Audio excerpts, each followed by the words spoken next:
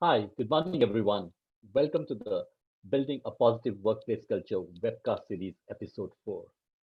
My hearty welcome to all of you, all the participants, and my hearty welcome to the immense panelists over here. And you can see the panelist comes with a very diversified and expertise in the field that they come from. I congratulate every one of you. Thank you for joining us and being a part of this series continuously. And this episode is all about diversity and inclusion at the workplace, which is very important for organizational success.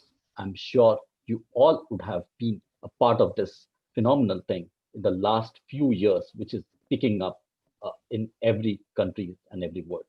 So here, what we will be talking about is what are the best practices, what are the challenges, and how one can deal with this diversity and inclusion in a better way. So to have our webcast series, we have Veena Pillai, who is a global diversity and inclusion consultant and a PCC coach. He has 25 years plus experience in this field of managing, helping organizations to build diversified and inclusive workforce to make the organizations better. We have Dr. Sriharsha Acharya from CHR from Star Health. He's a performance coach, HR thought leader, and a speaker and author for a book called Achar to Vichar. You will come to know shortly as we introduce. We have Naveen Lakkur, who has been the founder of Institute of Inspiring Innovation, and he's been inspiring people across the world. And he's a chief business coach, business leader, and author of 3 books, which he will be talking about in his introduction. We have Dr. Sandhya Ravi. Her name as she brings lights to everybody lives who are growing in the organization. And she heads a principal of NIFTT Fashion Institute of Technology.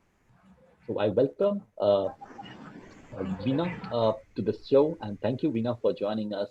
Veena has been a certified ICF coach with 2,500 hours of coaching, and her area, as I said, is exclusively into global diversity and inclusion consultant. And she brings herself 20 years with HR experience, executive coaching, into leadership coaching in various as you can see. So, Veena, all over to you, and thanks for being here.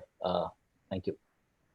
Thank you so much, Amit, for this great opportunity, especially in this difficult situation of COVID, which has affected the entire globe together. I mean, it's been the impossible disruption which we have facing today. And I really thank uExcelerate for making this opportunity for all of us. For taking up from there, am sure you really introduced our panelists very well, but we would like to hear from each one of them, they being the experts, the veterans in the industry. I request Dr. Sriharsha Achar to start with. And thank you so much, Mr. Achar, for joining us. Pleasure to be here. Uh, the name is Achar, the profession is HR. 3.5 decades in HR, and have seen its evolution from just being the labor department at one point in time in the mid 80s to becoming the personal department in the 90s to HR in the 2000s and talent transformation now in the 2020s. I have the distinction of working with and having worked with 8 generations in the same organization, starting from teens to 20s to 30s to 40s to up to 80s. So 30% of my career has been in health insurance, 40% in manufacturing, and 30% in ITES. I'm very active on social media. And if you're following me, my storytelling called Achar Ke Vichar, stories with life lessons, are currently trending on various social media platforms. Happy to be here and share my thoughts today on diversity and inclusion. Thank you so much, Dr. Achar. And then we would like to go with Naveen sir, Naveen Lakkur. And I had a short instance to interact with him, and I really found, he's the most energizing person I have recently met. Thank you so much, sir, for coming into the panel. And I would really request you to introduce yourself, because it's really big job to introduce you. So I would like to give this opportunity to yourself to take Thank you take so much. us. Namaste, and thanks for inviting me. And Actually, this is a smart way of introduction, right? Here I do an introduction asking Naveen Lakkur to introduce himself, right? So, so nice, smart way of introducing. My name is Naveen Lakkur, and I'm an innovation coach, founder of Institute of Inspiring Innovation. I've been a serial entrepreneur and turned an innovation coach. I used to be feeling that, I'm innovative, and I used to feel special about it until I met William Miller, who's among the top 30 thought leaders in the world, and he started Stanford Research Institute's innovation program. And I learned that innovation potential is there in every person. Then I started thinking, and I felt, oh, if that is the case, we need to tap in. It's a great opportunity. Why not bring it out from every person? Right? And that's how it became a mission to me. And now nurturing new age leaders is my mission. And I believe that is possible through innovation, intrapreneurship, and entrepreneurship. And through even knowledge sharing. The books that I've written is also helping. The books are Inseparable Twins, which is Paired Principles to Inspire Young Minds. Then the other book of mine is by name Found. It's meant for smart people who have no problem with not having ideas, but they have a bigger problem of too many ideas. Which one to pick and make it a reality. And the third is by name A Little Extra, where just a little extra is what it takes for extraordinary results. And if we want to have a great journey, diversity and inclusion is the key. It's the mantra for innovation. And hence, I'm here to speak about it, or whatever Veena would want to play the notes, I will dance for the music. I really like that. Thank you so much. Now here we go to the lady who is managing the young minds, Dr. Sandhya Ravi. She's an academician. She's she's so profound that her her list of education gives us a motivation to always upskill ourselves every moment, basically sharpening our skills. So thank you so much, Dr. Sandhya Ravi, to join us. Request you to please introduce yourself. Thank you, Veena. I think first and foremost, a very happy morning to all of you present there. And, I would like to thank you, Accelerate. I'm Dr. Sandhya Ravi, and I have my graduation in textiles and clothing and mass communication as well. Apart from that, I have my doctorate degree in, textiles. And my major aim in life is to encourage below poverty line women to stand for themselves and make a living so that they would have a better place in the society as well as their life. Apart from that, I think since I deal with students, the so-called millennials, because most of the teachers who come in are young. And, I think this diversity and inclusion is a very important topic, I think, which would be very beneficial to everybody. And I think it's going to be a very nice session ahead. Thank you all.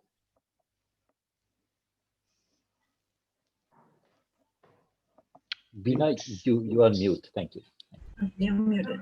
Okay, as the name states, diversity and inclusion, you see the participants also are diversified. We have women and men equally, but we are talking about more profound in intelligence of diversity and inclusion. So I really would like to put across this question.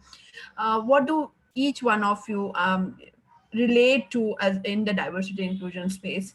So I would like to really go to Naveen. Naveen, what do you think about DI in this critical situation right now as the entire world is going through? What do we understand from the business perspective of DI? Yeah, I think when we usually talk about D&I, which is diversity and inclusion, natural for most of them to relate to, the gender diversity and inclusion, right? In the corporates, in the workforce and work area.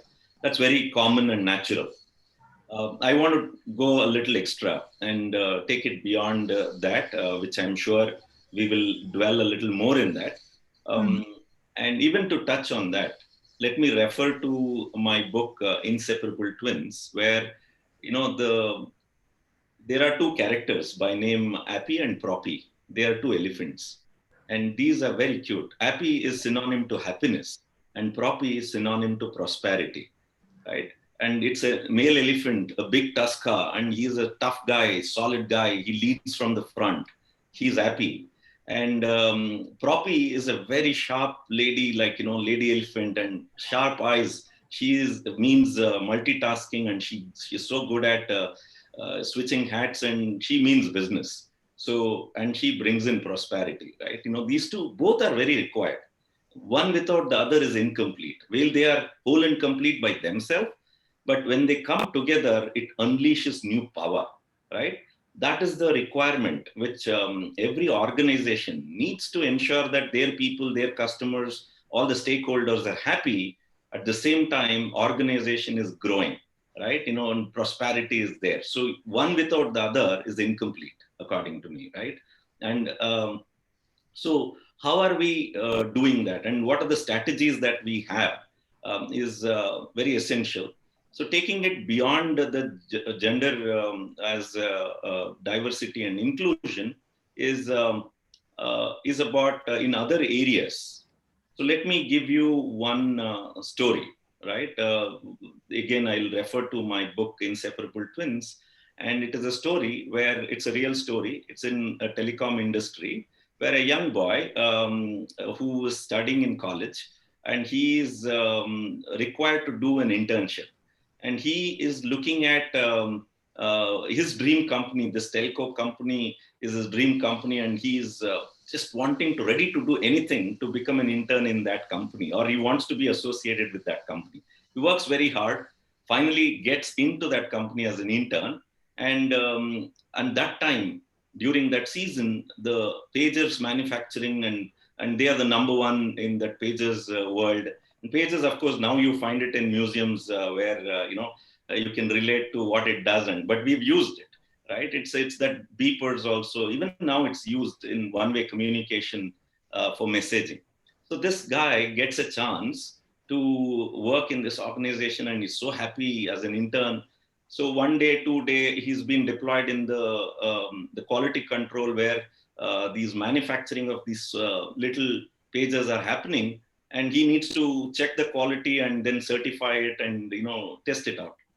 So he's so excited every day it is happening, and this is the time that when the organization is on the top, they're also figuring out ways on how to grow further, right? You need to grow. So they are looking for ideas and ways. So here is a guy who is looking at it, but then after a week he's bored, saying, every day I'm just looking at these black cakes one after another. What's the big deal? So then he says, how cool it would have been if it was blue for the boys and pink for the girls, and maybe a transparent case for those who want to see the genius inside. Just a flash of brilliance, or way that he could express his emotion. And here the middle management also heard this out, because when he expressed that and so on. So is an intern, so not sure, but in their case, they took it up to the management, and management said, okay, maybe we should. It's an incremental change, or an innovation here is just the color of the case being changed. But until then, it was just that one color of black going on for several years. If you ask a question, was it worth taking that risk? Should they even have attempted? And who did it come from? An intern? And all that questions, right? But ultimately, they did implement, and they went on to launch that as a new product line. Thank you. That's Yes. That's a great experience which you have shared through your story. Guess what happened? The results were their business literally doubled in such a short period. So now is the question for us, what do we learn from this story, right? Inclusion and diversity. Diversity in terms of the business, the market, right? They expanded the market, new target segments. That's diversification, and diversity and inclusion of people within the organization. He was an intern, but look what happened, right? So these are if we look at diversity from a business perspective, it can broaden the business, increase the business, the larger the canvas. At the same time, inclusion of people will increase the capacity of the organization. So here is a business case of how an inclusion and the diversity played a powerful game coming together, and the results are phenomenal. Okay. Thank you so much, Naveen. Picking up from you, the few key words of diversity, emotion, disruption, inclusion. I would really like to invite our, Dr. Sriharsha here. Looking at the present situation of COVID situation, my experience as a coach is that this scenario of 6 months, our greatest players were the heroes were the HR people who have brought in more involvement of people who are working from a distance. They are not able to interact with their colleagues. They are going into depressions, emotions, domestic violence, sexual harassments. Lot of issues have propped up. The human behavior has changed. What do you have to put in your thoughts around Dr. Achar in this situation? That what are the initiatives which you think from a DI perspective, a diversity perspective, inclusion perspective, especially the unconscious bias is what I would like to point you to. Yeah, sure. Very interesting. The 2008 fiasco was led by the CFO, and the 2020 Corona pandemic has been definitely led by the CHROs as the GOC in C, General Officer Commanding in Chief, leading right Yeah. from the front. In the Corona battlefield, in my view, HR was like Lord Krishna, the one who Yeah. enables, motivates, and guides.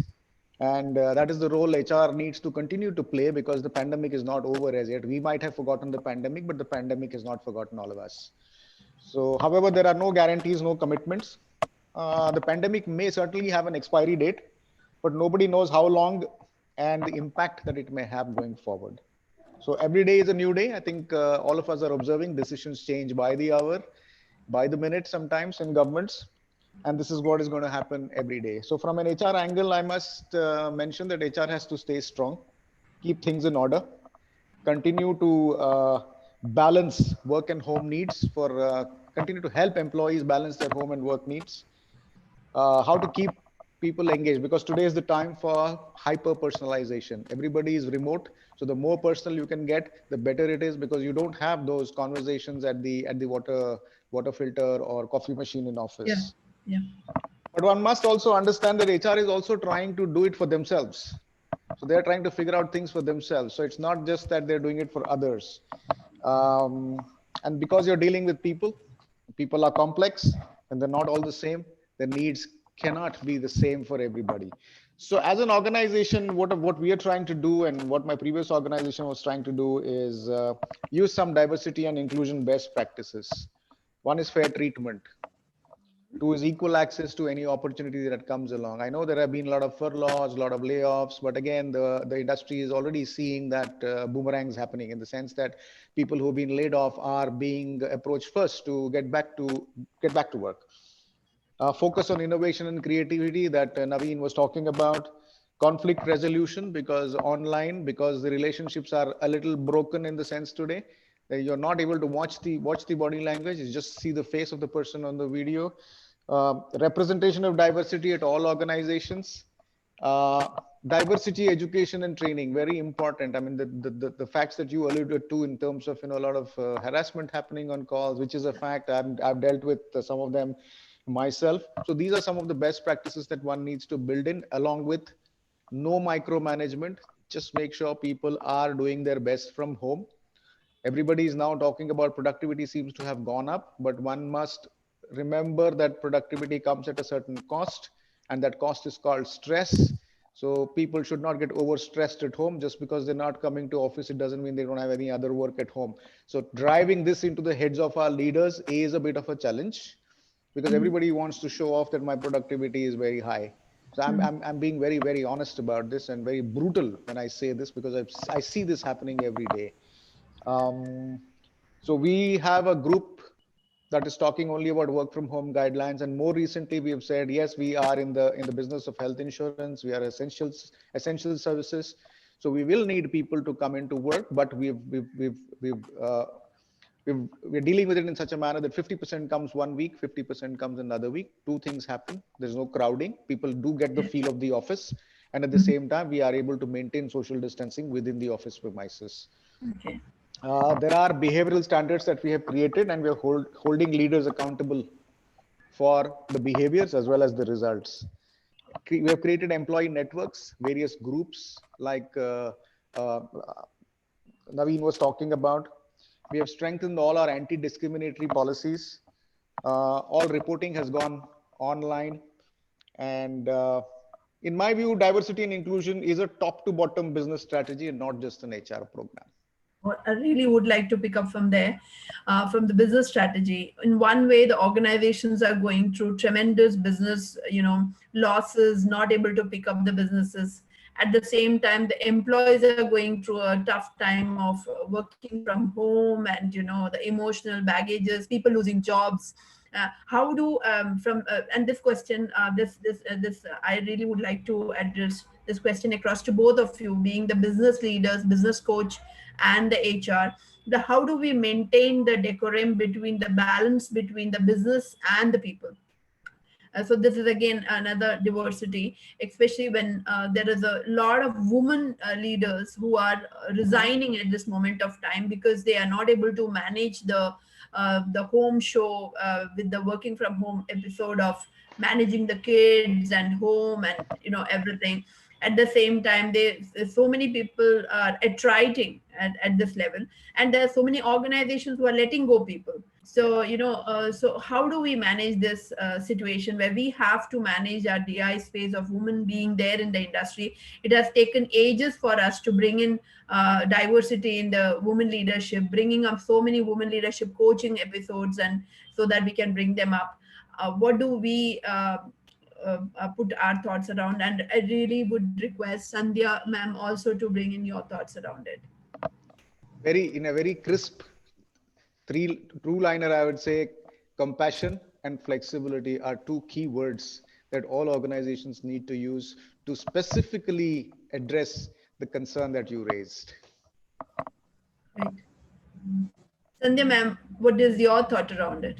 I think it's very important, since I deal with all younger generation students, and basically what happens is they are not used to such things as to, this pandemic has really taught everybody a lesson. And I think it's very important for us to understand that, we need to emphasize a lot on their wellness, point number one, and, and help them grow out of their current situation, because, what matters the most is we are human beings being a social animal, and, it matters a lot for the younger generation to, be socially active. And all the younger kids were socially active, and suddenly, you're confined to your homes, and, you find everybody. But the positive aspect of it, what I thought was, the students per se as such, they weren't spending much time with their parents, but I think everybody got together, and that was a nice part, because the situation was not all right, but then they got together and they were able to understand more better, I think, and the parents were in a position to understand the positives of their children as well as their negatives. But what I think here is, since students belong to various socioeconomic strata and cultural background, it differs when we are dealing with children and students, especially students, because they are in their early teen. I mean, they are in their teens, and they have their own expectation. And secondly, when you look at this generation, I've always felt that they are very different from the previous generations, at least our generations, what we did, because we were more committed, we were respecting our elders, then we were able to handle no for anything, But today's generation, what I have felt is they cannot take no for any reason. Apart from that, they are so technologically advanced that they think everything can be done through technology. You give them an they will say, can I Google it? Is there in the Wikipedia? Then, they can take it. And apart from that, I think they are not as dedicated as we were. And I have always felt as a trainer saying that, there is so much difference between generation to generation and what it has done. But what is the biggest, advantage is that, as teachers, it's very important for us to, create goals, set some expected goals, which are self-explanatory, and apart from that, encouraging them. And the more important aspect I felt was, establishing trust.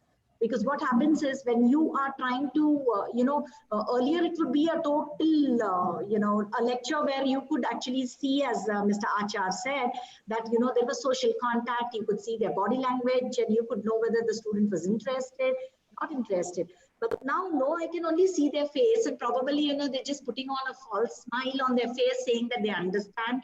And but to tell you the truth, probably they may be playing with their gadget or trying to message somebody or anything like that.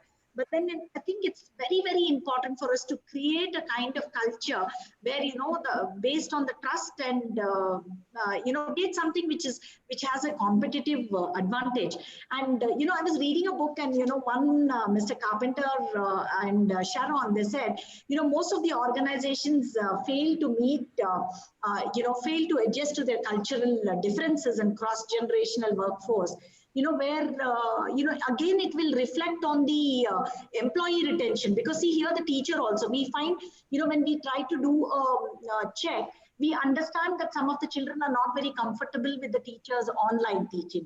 Probably they liked the teaching when they were offline, but then online they never understood, because the teacher is also getting used to the new technology, where you're using a gadget to talk to students. And then at such times, when the teacher is not very successful, or when you're not successful, then you tend to understand, should I really retain this person? And here the HR aspect comes, because the knowledge transfer, the disruption in the knowledge transfer plays a vital role, because a knowledge transfer is what matters on a trainer, and to create a competitive edge for everybody. And I feel bringing in diversity in workplace would definitely bring in, encourage them.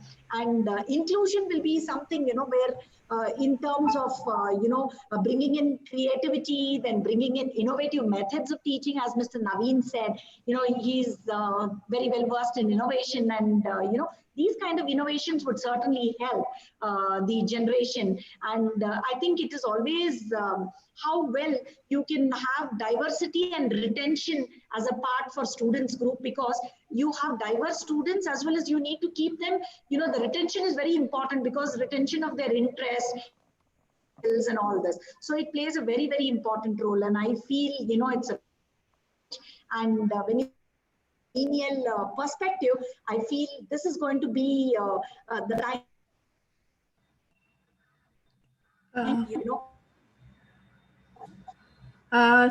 Sandhya, your voice is going off, but we got the message. Thank you. This is a very different type of question I would like to put across. While we talk about diversity and inclusion, we always talk about women leadership, we talk about women employment, differently enabled people. But as we see in different part of the job profiles, like Indian, police, what do you call, police, army, all the places, we have started hiring transgenders also. What does Dr. Achar, Naveen have to put across in this point of thought, that how is our inclusion for transgender in India? Because on the global space, definitely there's a lot of traction which is happening, but in India, the acceptability is a little challenge, especially when I have gone through a little project last year. As I work on this DI space a lot, we are still uplifted ourselves only to posh when we say DI. But when we say, including transgender into the system of corporate life, Cochin Metro had included 23 people in the transgender, and within a year, all 23 resigned. And the the research around it was that it was not the job offer which was, but the people around the entire city refused to accommodate them, you know. So they didn't give them places to stay, they didn't accept them, the acceptability was very, very less. So what do we have to understand from the corporate space with regards to inclusion of transgender? Naveen, if you can put a little light over there, and then I would like to come back to Achar's. Yeah. Go ahead, Sure. Naveen. Yeah. I think firstly, we have to understand that they are human beings, and each one of us as human beings have our own talent. And if our focus should be on the talent that could be of put into use, right? If we can develop that, then after we achieve, I think there is a stigma associated with it, right? As you said, when they hired, it's just not about hiring opportunities, the culture, it's the mindset. Yeah. And the mindset, the way it is being projected or presented, is based on their, the look and feel, and it is the confused state kind. It's not digital. That's the way it is, unfortunately. But it does not matter. What should the focus area be is on what is our talent as a human being, how can I contribute, and have that self confidence.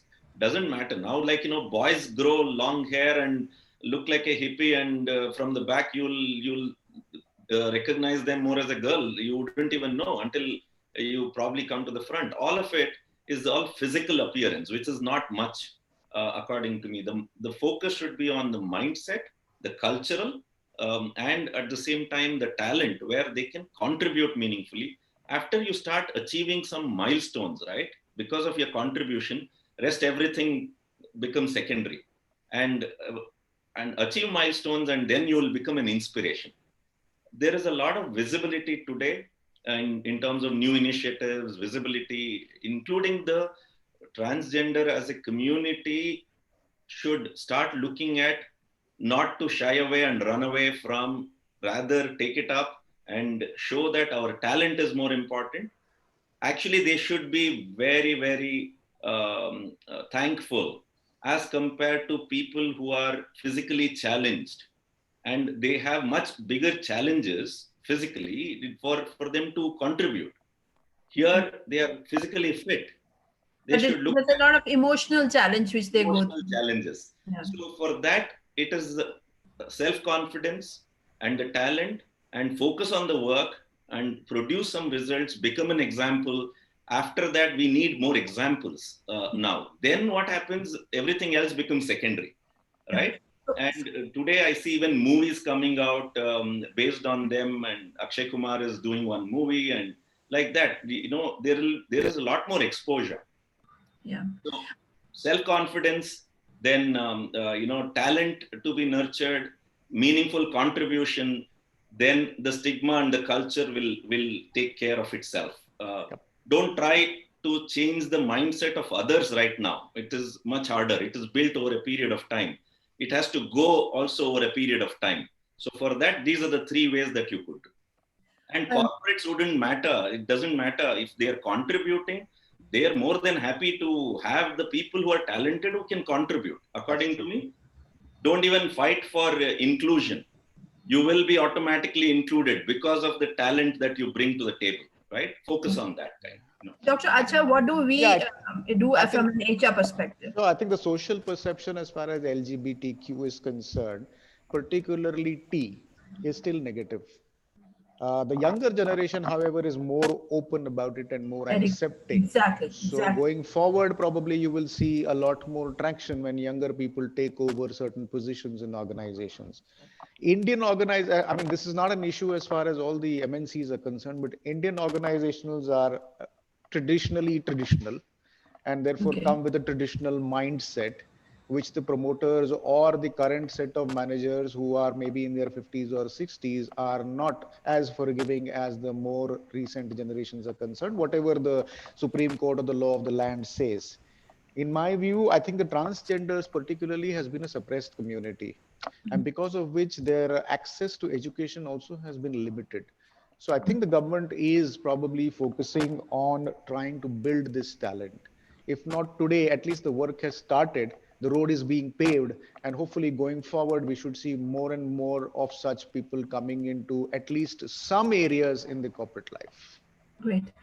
So, from my experience as a coach and a DI consultant, I am working with a lot of organization to bringing the unconscious bias concept into the majorly coaching, especially with the leaders. Mhm. So, because it's always that it drills down from the leaders. When the leadership has the thought process change, it completely drills down. And I'm sure with coaching, with a lot of group coaching activities, with the leadership initiative, especially the one-on-one, because it's all in the subconscious mind.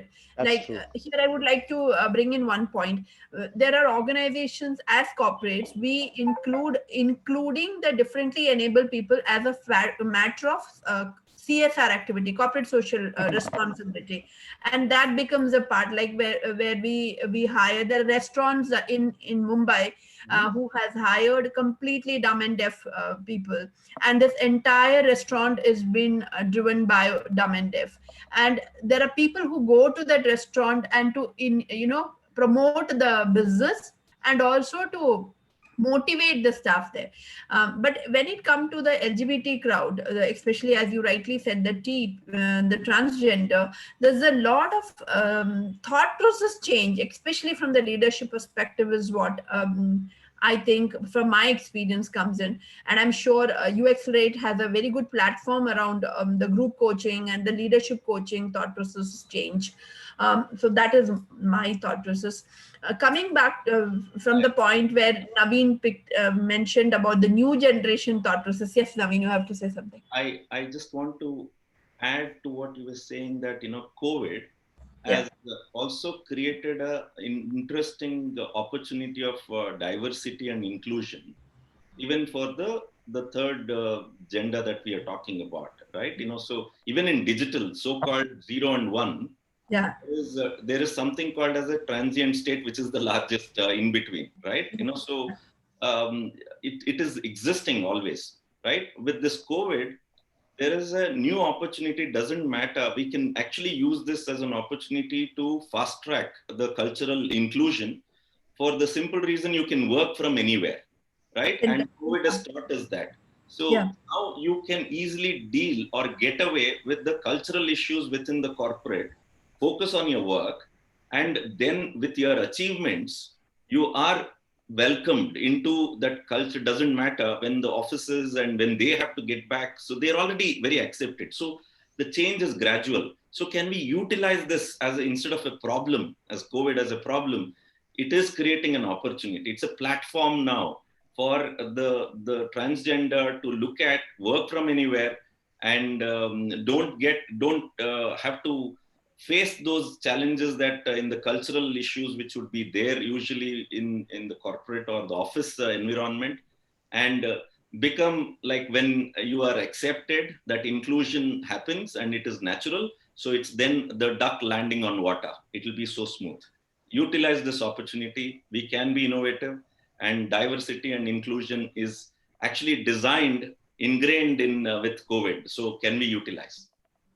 Very, very, very valid point, Naveen, because especially when the DI space, it is all coming across to how to face the people, that emotional, the social drama comes in, especially with the transgender people. But if you're capable enough, you are having an option of working from home. I think even with that, the HR community to need to be open more with new policies and procedures to bring in across, social. Using the social distancing as the tool, and giving the remote approach of working, I think we can hire more competent and more capable people from that space. I think that is my Veena, take in this. I And have a point here. yeah, yeah. See, like how we are saying that inequalities, here, but given an opportunity through National Skill Development Corporation for all these trainers to undergo training so that they could be self-reliant and would be able to manage their lives. But then, we didn't find many of them take up the course. Yeah. They themselves were, very shy and they didn't want to come and meet. A few of them who came and met us said that, in case there were other people in the group, then how would they react of them being there in the training? And believe it or not, we did do a fashion show for these transgenders. The amount of interest and the amount of confidence they have is as equal to what general people have, and how different it was and how glad they were that they were included. But then the problem is that I think the social stigma that it has, and the way generations think, at least the older generation. But I think the new generation are open to any kind of change, and we do have, see, since it is a fashion college, we do find some of them with small, very little tendencies of, trying to be very feminine, the male members trying to be very feminine. Yeah. Yeah. And, Yeah. we have welcomed them so well, understand the whole well that it becomes easier convert them into designers. So what basically is required is creativity and understanding of the body structure or anatomy of the body for you to design in a particular manner which could actually win prizes for you. Apart from that, the comfortness that they find in doing such kind of things would actually help them to get joy in whatever they're doing.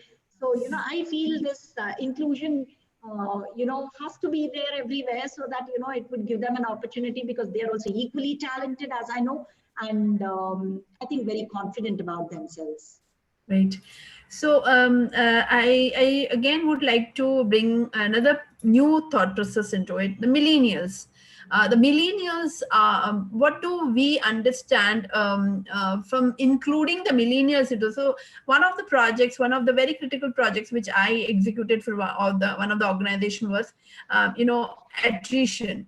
The young millennials, it was very difficult to hold them on to a particular job for a longer time. They believe in, like, I have my daughter who always says that, after 1 year of job, she says, what is my future? I have to move from this job maybe to next. And I had to really explain her that why she need to stick on to the organization for a longer time.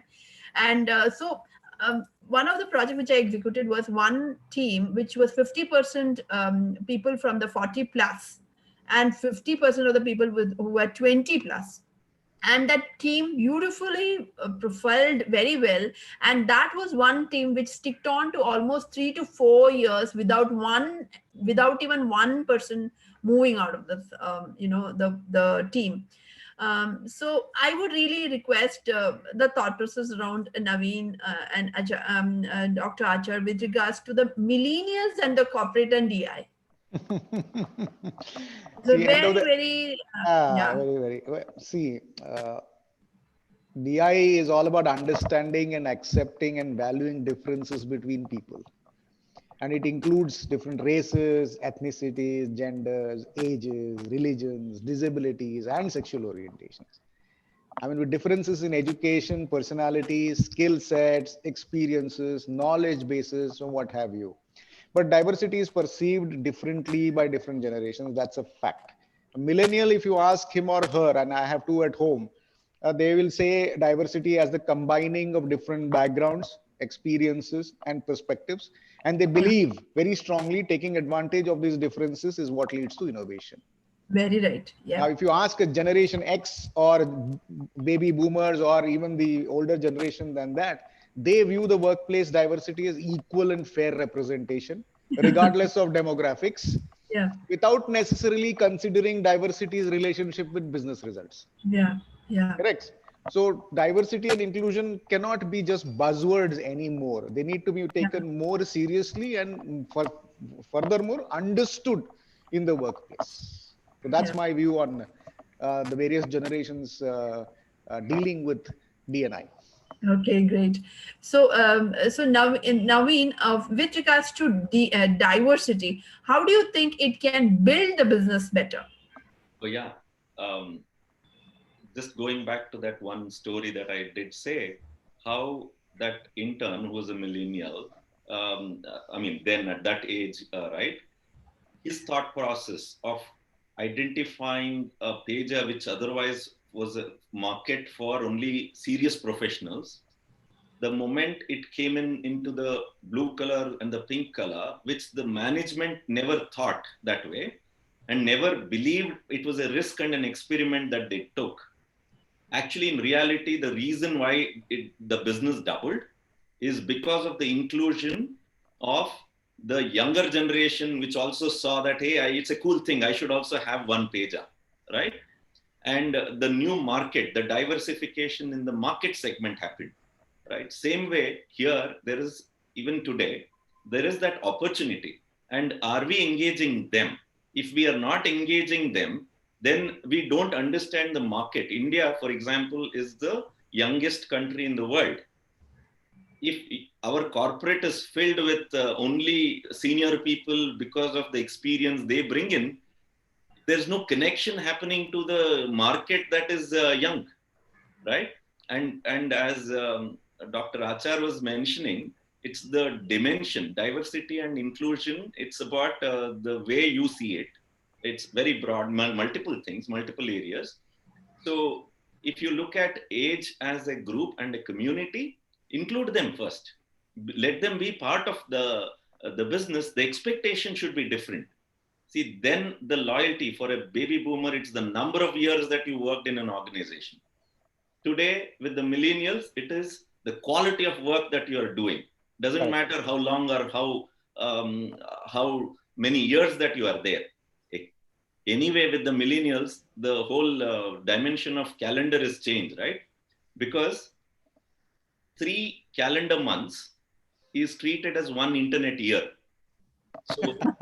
So ask them how many years of experience. They are probably talking about 5 years of internet experience, right? Because they are of this generation and they are born when the internet is already there, right? It is connected. That's their only toy. Yeah, look at the way we included a phone, because we saw the dialing phone, or rather waited for 15 years in the wait list to get a phone. And our phones are packed with security measures, guards and whatnot. And for them, they're born with it, so they're easy to deal with. Now, how can we utilize? How should corporates utilize? I'll give you an example in current situation. Even before the pandemic, and all the more during the pandemic, right? In organizations, corporates or professional services, let me take example of GST. GST is an innovation. It's a new thing, new policy change, and introduced.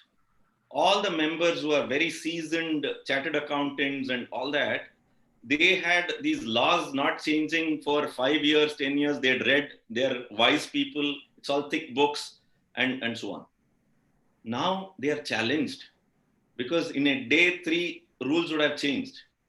And who would be able to get your business running? It's the millennials who are savvy on how exactly. So now it's the combination which the organizations which thrives are the ones which are able to blend both of them, the wisdom and the experience of the people who have gone through, been there, done that, and the smartness, the agility, and people who have comfort with technology, right? That's a deadly combination. That's like 2 sides coming together and unleashes new power. Yeah. So if we can include the millennials and diversify our business, then we have a rocking show to give, right? So let this come together and unleash power. Yeah. So with all the leadership management coaching programs which I do, most of the time my biggest challenge is that 10 years back, the people who have been joined, they find the young people as not focusing so much and not dedicated so much. So I always give this thought process that, they are high on innovation. I think the more you invite them into it, it's like, I inviting somebody to a party at my home, fine, that is diversity. But if I'm asking them to dance with them, with the family, that is inclusion. So that is the only definition which I have for diversity and inclusion. So I really would like to take the panelists to a very interesting and most common thing with DI, the woman leadership. So when we say DI, we say it directly clicks on to it's women, including women is diversity and inclusion.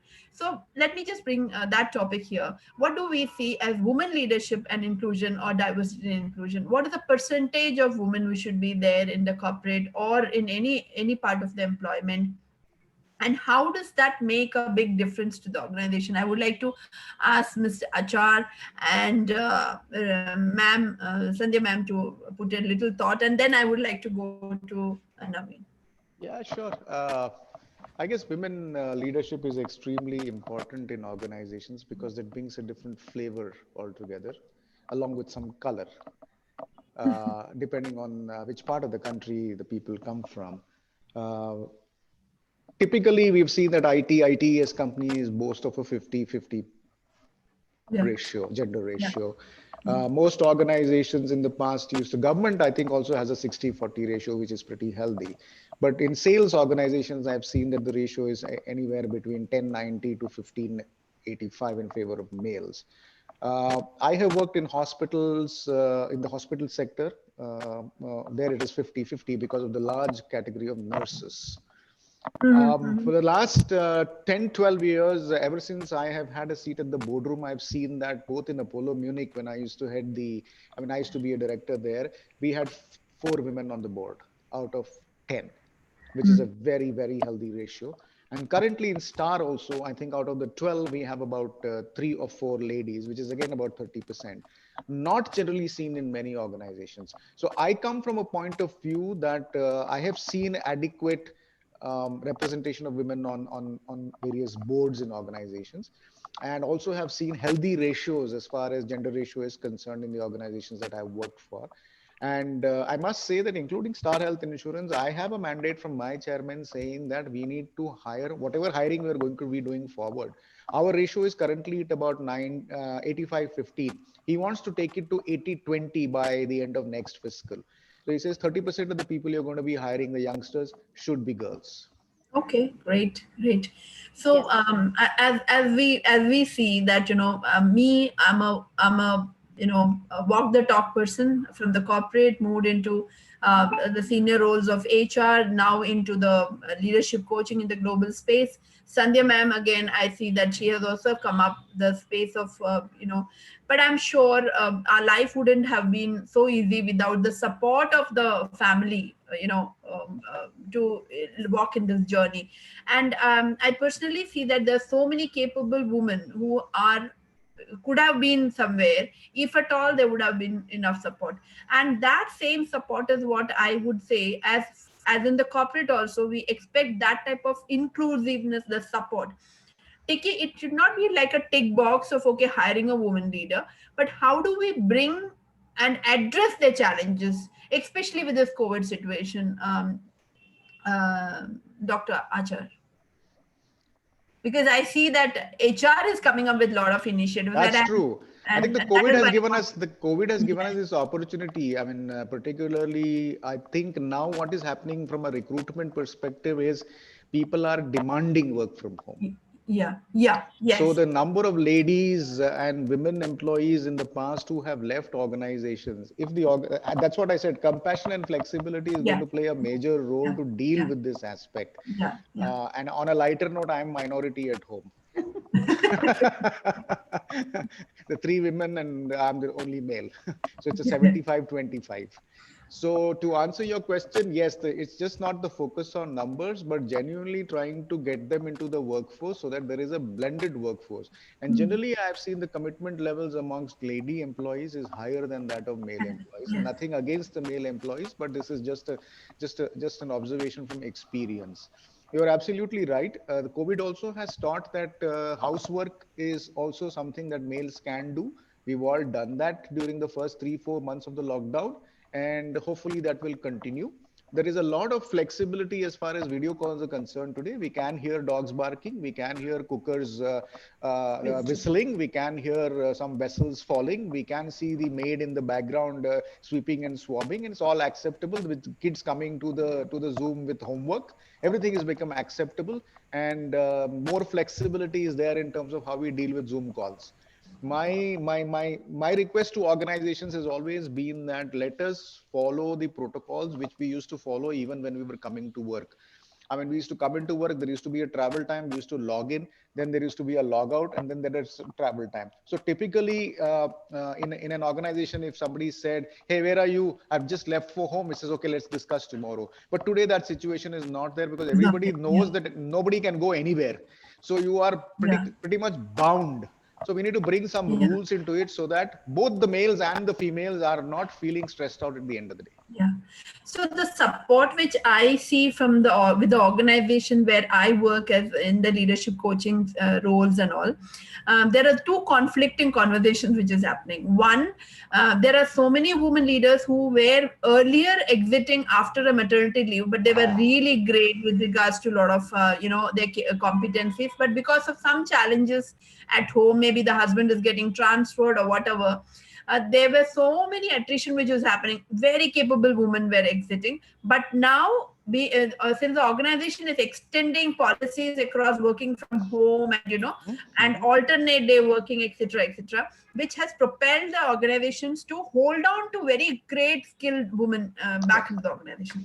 At the same time, another conflicting thought which is going on is that because there's a lot of overload at work, at home, and you have to, like, especially with IT companies, when they have to put around all that 10 hours 12 hours to make the project work into green, and then you have children at home and the maid not coming, there are so many women who are giving up their jobs as well.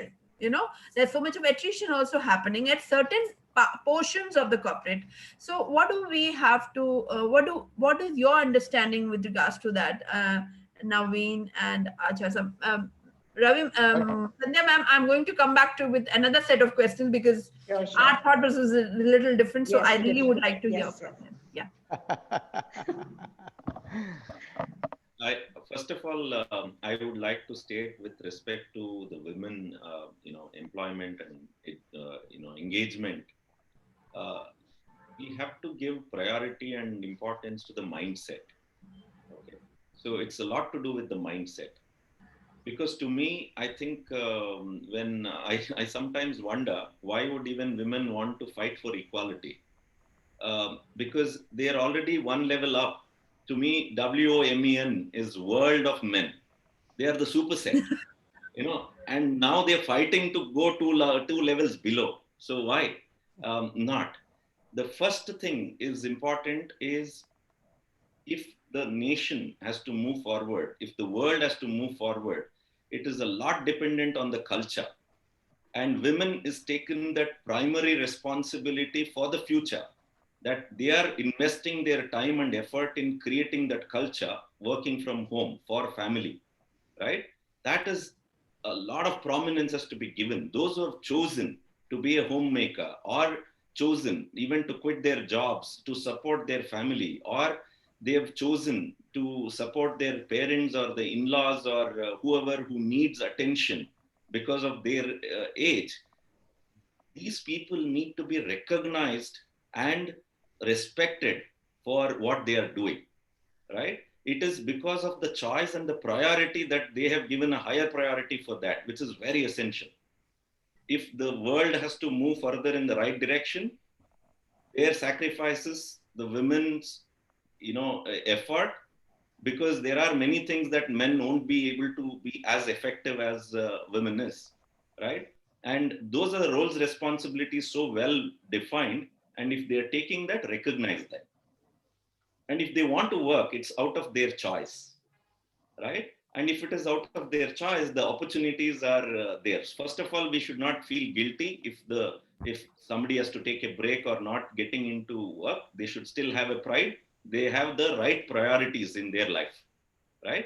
And second is this, as COVID is created a phenomenal opportunity of for corporates and companies to diversify and include, create opportunity for women to be included. Actually, women are working women are more having challenging times during this COVID time, because it's not, work is easy for them, but now they have more work, family, kids, husband, their work and homework, everything. They are actually more interested to get back to work. They want to go to office now rather than home, right? But this is a temporary phase, because what COVID has done is made us understand that, and with technology as a support, as much as the technology as an inclusion, it has created that phenomenal diversity where wherever you are able to join and work. Same, women will have a phenomenal opportunity now coming forward. Just when this whole COVID thing reduces, COVID is going to be there, but we'll understand how to live with it.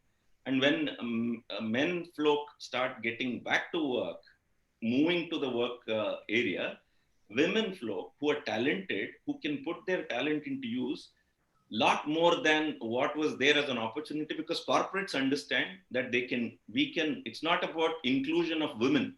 It is about the technology and the culture, providing a platform for them to do work from anywhere, right? Lot more opportunities for women in the future. It's focus on the talent, focus on what you can upskill yourself, and identify areas of opportunities which are going to be there, and ride the wave. So it's an opportunity rather than the crib. It's an opportunity. Ride and enjoy the wave, and definitely don't feel guilty if you've got your priorities right to take care of your family, your children, your parents, and whatnot. You are doing a best service that others won't be able to do. There are two So, perspectives here, yeah, Veena, very yeah, quickly. We have a 50-50 as far as work from home is concerned, and the back balance 50% consists of traditional organizations which are forcing employees to come back, albeit yeah, yeah, in two phases. yeah, This will lead to a brain drain as far as women are concerned, from companies that don't offer work from home to companies that offer work from home. yeah, The second perspective I have is we're going to have four playgrounds going forward as far as work life, and workplace is concerned. One is the physical. I want to come to office. yeah, Second is digital. I want to be at home. The third is yeah. phygital. I want to be 50% at home, 50% in office. And fourth is I want to be on my own, which is gig. And rules for all these four playgrounds will have to be different from an HR Yes, perspective going thank forward. you so much for bringing that up. And I really would like to put in here some great initiatives of some organizations, the HR initiatives. As I always tell them, that this time the HR has been the heroes who have Absolutely. brought in that ideas of coaching and managing the emotions of women, managing the emotion of people working from home, and so that has brought in a lot of thought process change, especially with Distant the yet connected. yes, it's fantastic approaches, great initiatives which have brought in. So Sandhya ma'am, I would really like to bring this thought process. You have seen very competent women not picking up senior roles in different potential roles. Why is it so, according to you? See, point number one is I think each one's preferences and each one's priorities. I think basically we traditional Indian women think that, our priorities are homes, our priorities are children. And, I think it is more family centric, if you look at it like that. And what is actually happening is, many of us, take up the job by thinking, we are able to manage, but at some point of time, the emotions play a role, and, socially and emotionally, we are drained out. And that's when we say we have to take a call saying, that's the end of it. I think I need to stay back home. But then, when you look at it like that, a homemaker's job is also not all that easy, because she's 24/7 at home. And I completely agree with Mr. Achar and Naveen that, they need to be, one is encouragement. Apart from that, the social background, the society that we live in, because in India, basically, many a times, you find the family members or the neighbors or somebody, trying to pull you down and saying your child is sick, and then, you're not able to manage or cope up with things. And then, there are certain things which will actually, bring your morale down.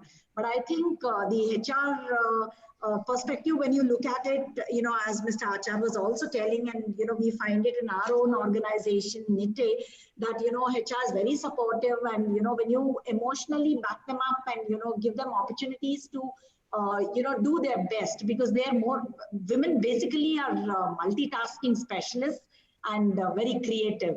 So, in fact, when you work with women, they bring in a lot of energy into the whole system, and they're able to manage. And I think their smile and the way they try to handle things in their own way makes a lot of difference in the men's world. And I think a lot of encouragement by the HR as well as the immediate bosses, and if they tend to understand, then I think they will be able to outshine others as they are doing now. And I completely agree that women folk have to have two steps forward, so to to show that they also can manage, but at times their emotional state does not allow them to do their best. Okay, so since we are approaching our time, I really would like to start concluding our thought process as well. So when we say diversity and inclusion, again coming back, what are the key takeaways from you, Naveen sir? What is the input which you would like to give it to the corporate world, the people out there? Takeaways and the input is diversity and inclusion is not an option. It has to be part of your strategy. Okay, and diversity and inclusion doesn't mean one aspect, one dimension of gender. It is very essential for innovation, for culture building, and in terms of the business models, right? Would actually the market, if you want to expand your business, diversity, and if you want to include, then it deepens your capability. So it's a very strategic way. And if I have to put it in like a punchline, I would say D&I, corporates, D&I, else you die. Hi. True, very true. D&I, else you die. I think very well put. I think from an HR perspective, I think the top diversity and inclusion priority will be recruitment of diverse employees, and then make sure they gel and align as a team. And to be successful, I think D&I, as I said earlier, has to be a top to bottom driven business strategy and not just an HR program. If it is an HR program, then it won't work. Yeah, that's a fantastic thought process. I would like to really agree to it, because most of the work which I'm doing is from the leadership, especially with the DI coaching space, is completely from the leadership perspective of mindset change or unconscious mindset change. And all the women leadership coaching, all of it, I majorly coach their managers also, especially including the women leaders, because whenever we used to do this posh workshops, and during the Women's Day, we call in, there were organizations used to call in women and talk about the things which is happening around it. So I used to always, as an HR person also, I used to stay away with this thought process that when the victim, there's no point of talking about the rape cases or whatever is happening around to a woman, but it is all about inclusiveness. Again, you have to talk to the entire space, that how including the men and the women both, or the entire generation. So there's no point of so it's for me, DI space is a complete strategic mindset change more than any other initiative. So, ma'am, Sandhya, ma'am, what is your thought process around one of the participants has just put there saying that we should celebrate diversity and inclusion. Very well said. Yeah. That's beautiful. I mean, in the young generation, as we all agree, the young generation, the millennials, are the people who have no differentiation. For them, DI is nothing to be worried about.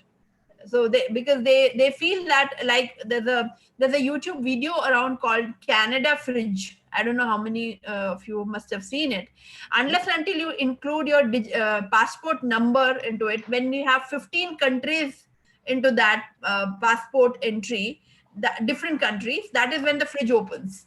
So so that itself it's a beautiful representation of diversity and inclusion. It's a Canada immigration video, basically. So I think the new generation is all about that.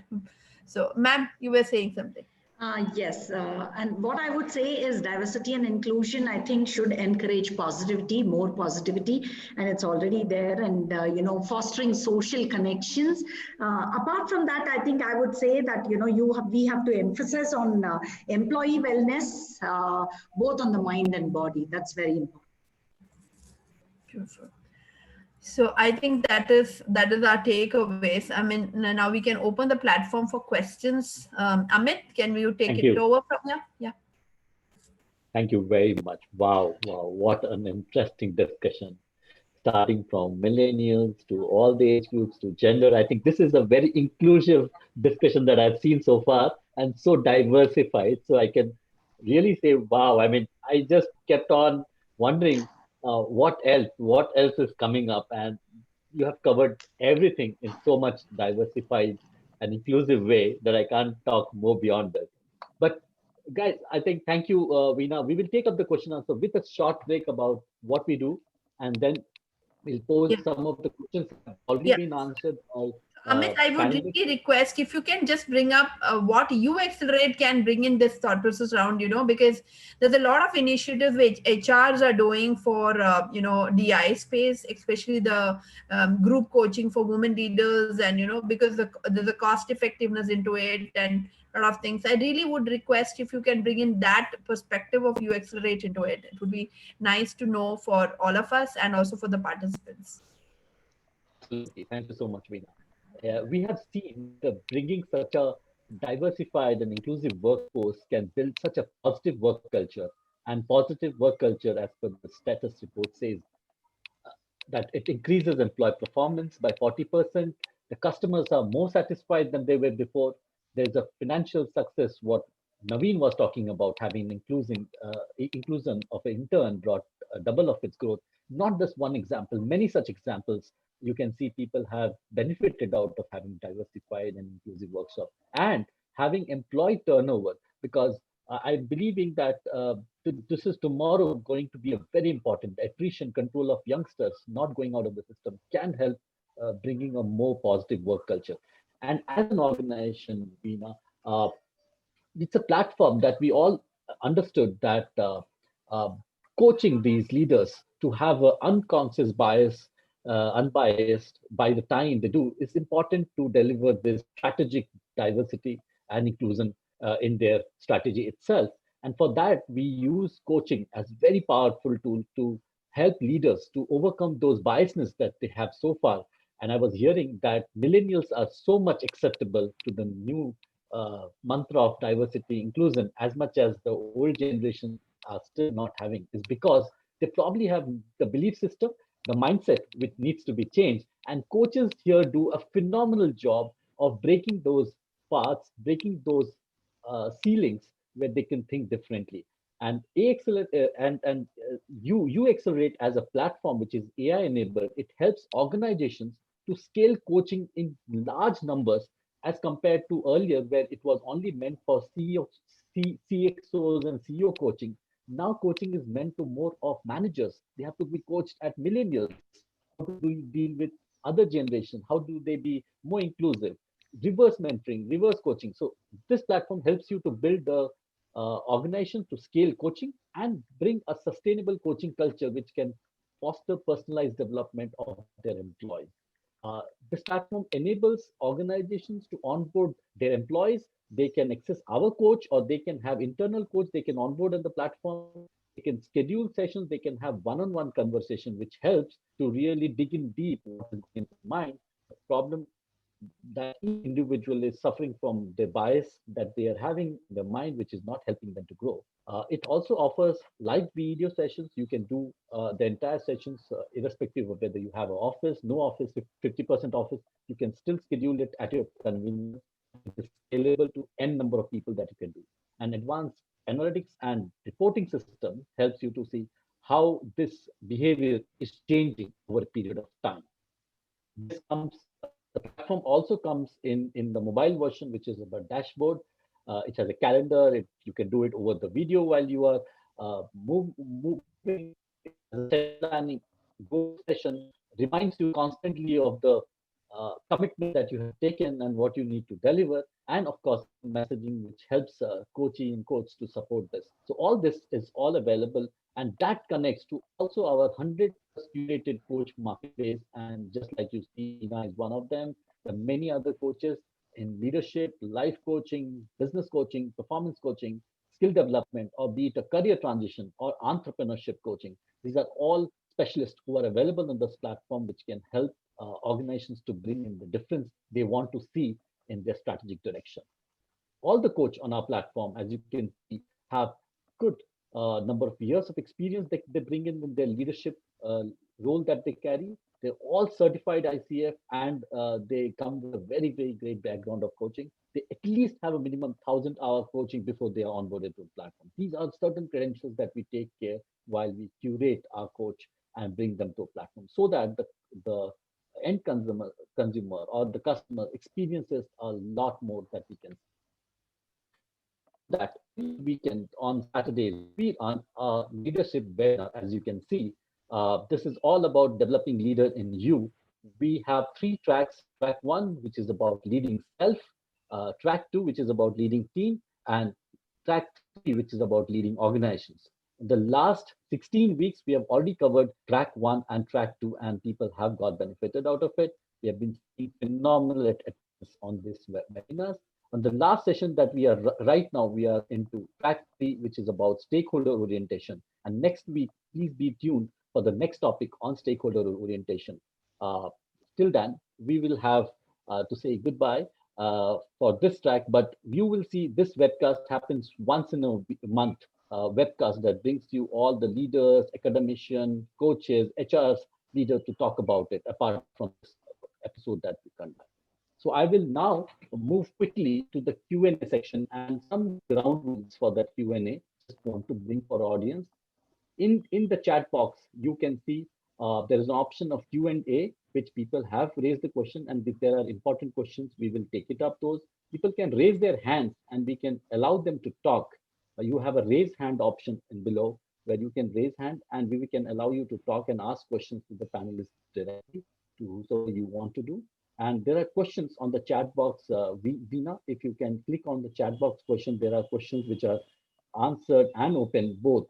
And you would like to pick it up one or two, depending upon, I think there has been answered online, but if they want to pick up for the wider audience, we can do it. So the floor is open to the audience now. If they can raise hand, we can allow them to ask questions to the panelists, or we can pick it up. Yes, so I see Yashwant Tota. Yashwant, will allow him to ask question to the panelist. Yes, Yashwant, please go ahead. Good afternoon, Amit. Great session again. Thanks for allowing me to ask a question. We covered most aspects of diversity and inclusion, right? Gender-based diversity and sexual orientation. And another important area, especially in the tech industry, is neurodiversity. I just wanted to quickly understand from the panel if they've thought about neurodiversity in the workplaces. And then I have a follow-up question. What are your thoughts on neurodiverse individuals getting into the workforce?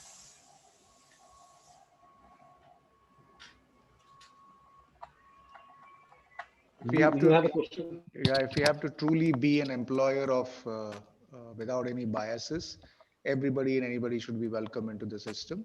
That's an HR perspective there, but it entirely depends on the industry that you are in. In an IT industry, if people with neuro issues can do a good job, I mean, blind people are doing a good job, deaf mute are doing a good job. There are so many other people who are doing a good job, so there's no reason why a neuro challenged person cannot do a good job if the proper tools for work are provided. Sure, thank you. Thanks. I think it's a lot to do with the little effort which is required in terms of the mapping of the talent and availability of the opportunity, right?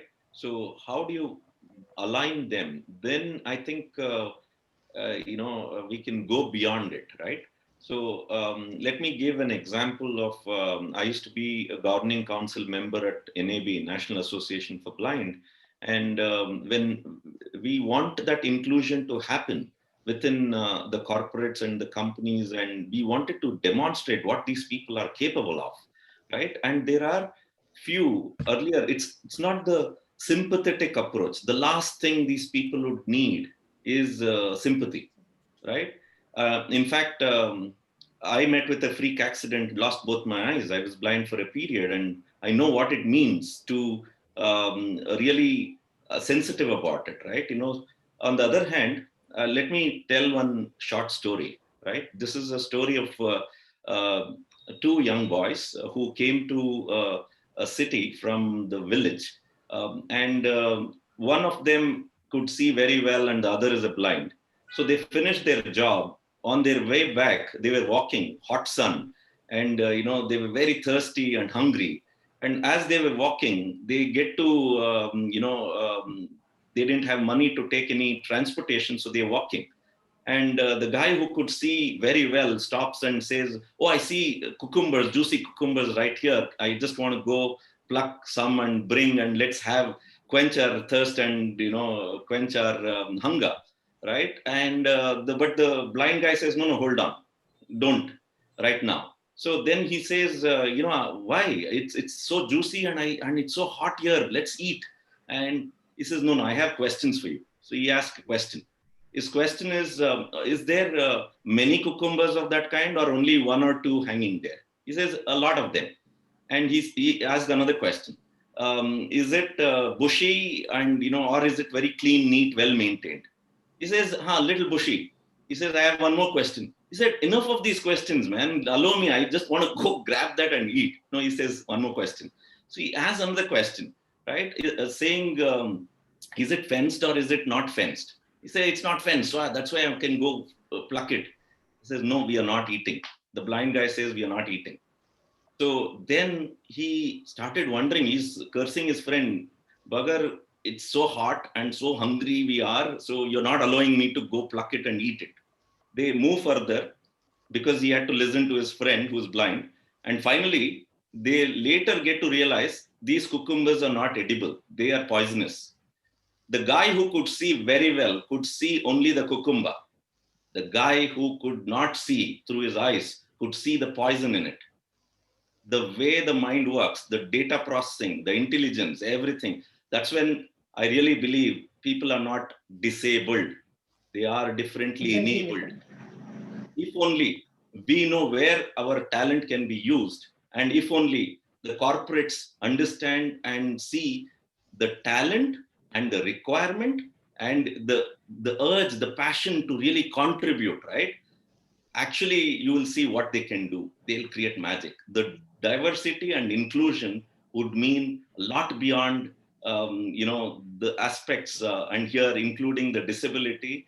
If you know how to use, it'll be a game winner. It's a game changer. In fact, I would really like to put a point here. There's a lot of psychometric assessments these days HR do to analyze the strength of the person. Earlier, it was regarding that, okay, what is he weak at? But now it is the strength versus the role which the person has been allocated. So if a person is an extrovert, the person has been put into more into sales and all of it. And if the person is introvert and more thoughtful, he's put into a different type of a profile. So I think that is again, where Naveen, I really would like to. So Yeah, strength scope is itself is a psychometric tool which is aligned to that. Yeah. absolutely. The role of HR in the corporate now is about how are they facilitating this? Yes. How Yes. are they From really the inclusion? And if the diversity inclusion is not an option, but now the reason, and also thanks to COVID, that it is making it easy. And it's actually COVID is a disruptor where it is showcasing this call is happening with technology as a support. Yeah. Look at the diversity that COVID has created. While we are all stuck at home. and different locations, So we are all diversity and able inclusion, to a enable. classic demonstration that COVID has done for us. Yes. Thank you, Amit. We have another question on the chat box, and we have many more actually. I'll first take it up Shampa's question, and she has really written it very well on the chat box. It says, I think our society is diversified and inclusion should be taught in schools so that it's easier to accept the diversity in society later. Shampa, would you like to ask this question directly, or I can read it out to you? Unfortunately, our society is regressing and accepting similar kind of mindset. Our national anthems is all about diversity and inclusion of the world. How should we take it forward? So, and she has also asked certain questions inside also. I'll just read it out. I think, uh,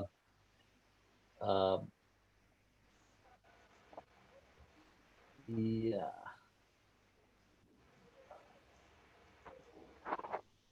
yes.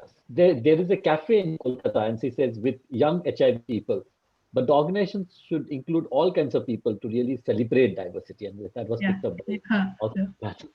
In Uh, fact, so that is where Amit, I would like to pick up this sure. question, Amit.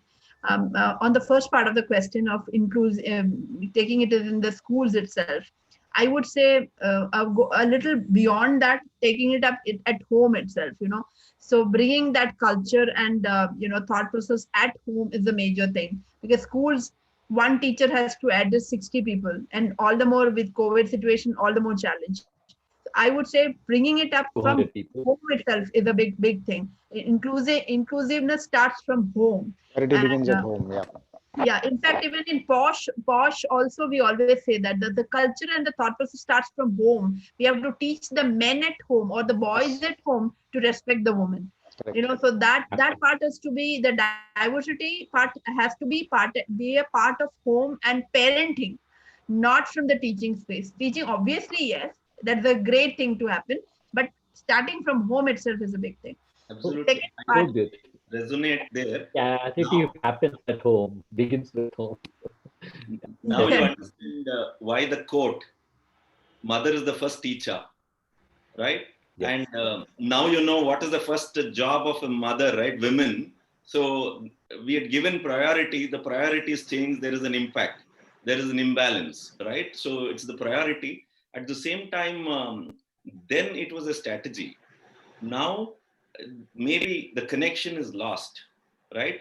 How do we reconnect? How do we recreate that and bring it to the conscious level? I loved the way that she has written. Even our the national anthem talks about diversity and inclusion, right?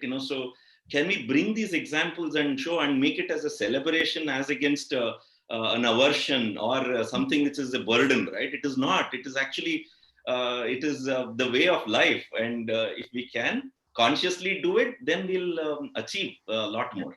Yeah. Thank you.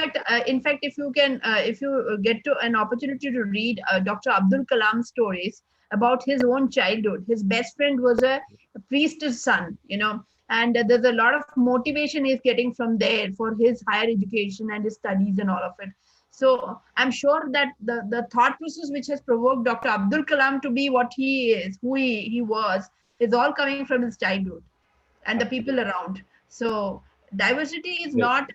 not a like a quote unquote, but it is from the cultural thing itself, that what a mother teaches or what the parenting is coming from, that how your neighbor can be your friend and the best friend. So that Absolutely. the There's a second last question on the question. HIV piece. Yeah, sorry. Yeah. Sorry.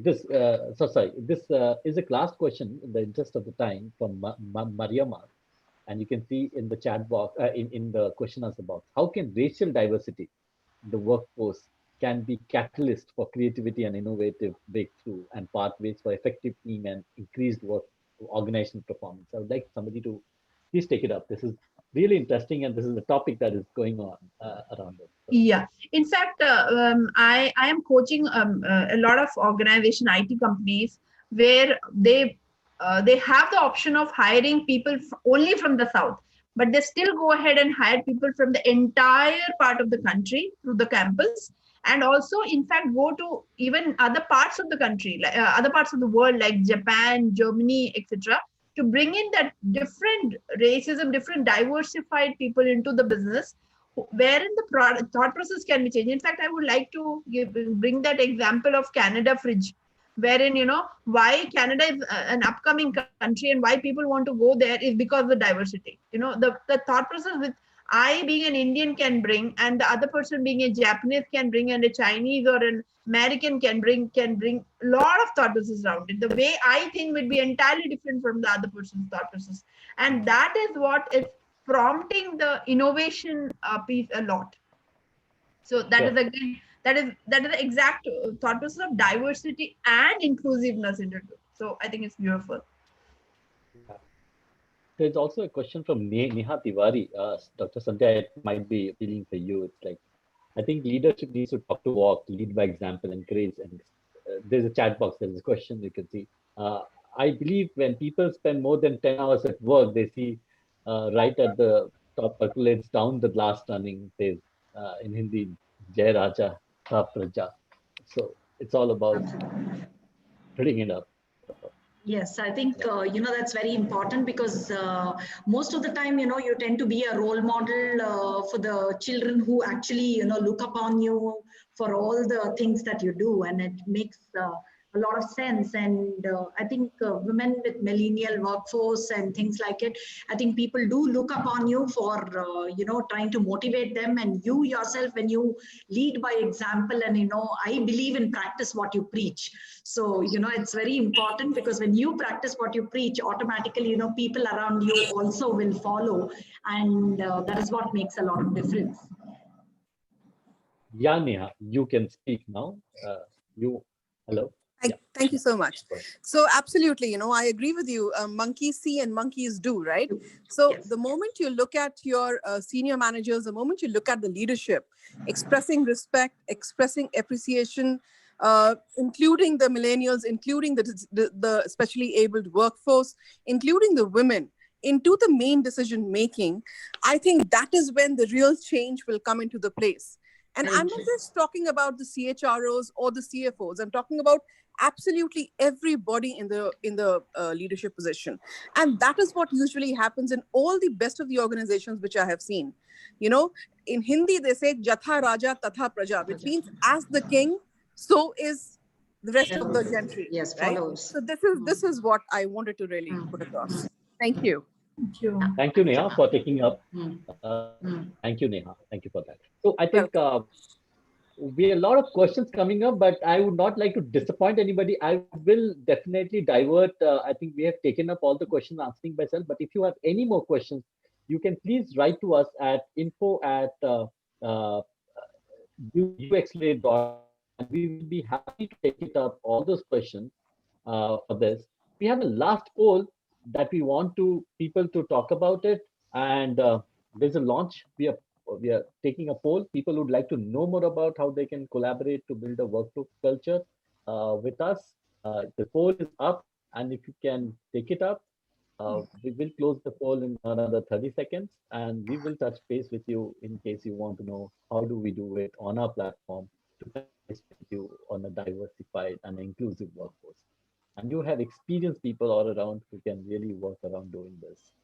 So, and do not be disappointed if your questions are still on your mind and it's not been answered, or you want to ask more questions, you can write us at info@uexcelerate.com if you feel that uh, there are a few more questions, and you can see the email on your uh, chat box also. Thank you. Thank you. The Thank responses you. are coming in. Yeah, Wonderful. thank you. And we will Cheers. be, and thank you. So I think this is a wonderful panel, and they have covered so much of topic. I think it could have been run into more hours, but unfortunately, in the interest of the time, we could only do it so much. But people, if they want to connect with us, please write to us at info@uexcelerate.com, and we will be happy to talk about more in case you want to know more about how we can make a difference to your organizations and helping you build your organization culture and a strategic, inclusive, and diversified culture.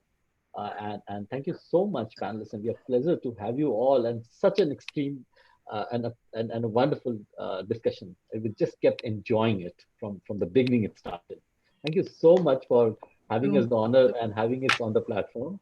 And thank you, Veena, thank you, Dr. Sandhya, Dr. Naveen, Dr. Sriharsha, and for all your books. They have all authored the books, and probably we have not talked much about it. Do check out the books in their LinkedIn, in their profiles. You will see the immense thought leadership that they carry around this space. So thank you so much for being Thank on you our very much. Yeah, platform. thank you very much. Pleasure to have been here. Yes. Thank Cheers. you See for the you, Achar. participants. We can't say without them, and they have been consistently with watching us, being there. Thank you so much. Without this, it's incomplete. Thank you so much for this, and we will take a sign off from here and see you again the next weekend, the next Friday, with a new topic on stakeholder orientation. All the best, Okay, bye. and Yeah. happy Bye weekend. bye. Thank you. Happy to have connected with all of you all. Bye, Thank you. Veena. Thank you so much. Thank Bye, you so Amit. much. Yeah. Bye. Thank Bye. Nice meeting you all panelists, thank you. and we'll stay connected. Yes. Thank you. Pleasure. It was Yeah. enjoyed conversation. Yes. Thank you very much.